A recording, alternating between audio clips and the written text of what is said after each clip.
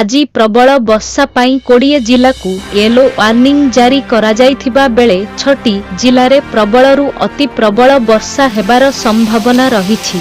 6 जिले में वज्रपात सह प्रबल वर्षा संभावना येलो वार्निंग जारी। आभ्यंतरीण ओडिशा समेत उपकूलवर्ती जिलार किछि अंचल रे हालुकारु मध्यम धरणर वर्षा हेबार संभावना रहिछि। वज्रपात सह प्रबल वर्षा हेबा नै मयूरभंज, केन्दुझर, सुंदरगढ़, झारसुगुड़ा, बरगढ़ और संबलपुर को येलो वार्निंग जारी करा जाइछि।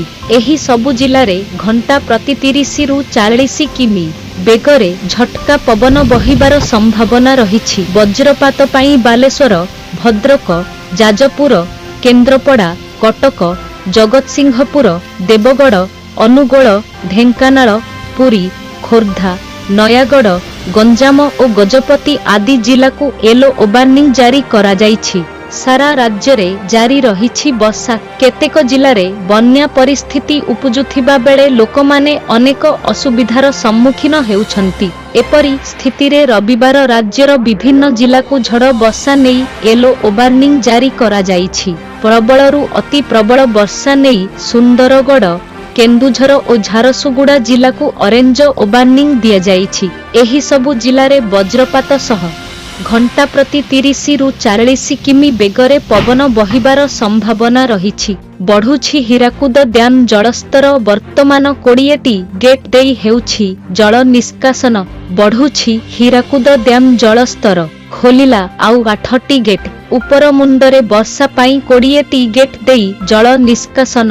बाम पटर 13 और डाहाण पटर 7टी गेट खोलिला। आसंता 2 दिन जाए वर्षा लगी रहिबो बोली भुवनेश्वर आंचलिक पाणीपाग विज्ञान केन्द्र सूचना देवा सह विभिन्न जिला को सतर्क करिछि। तेबे शनिवार राज्यर अधिकांश जिले में भारी वर्षा रेकर्ड करा जाइथिबा बेले आउ केतेक जिले में हालुकारु मध्यम धरणर वर्षा होइछि।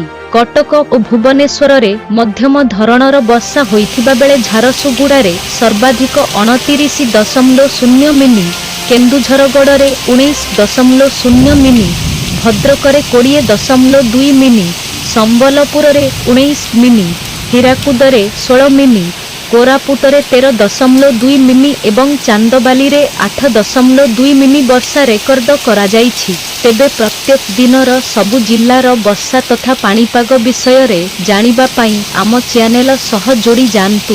धन्यवाद।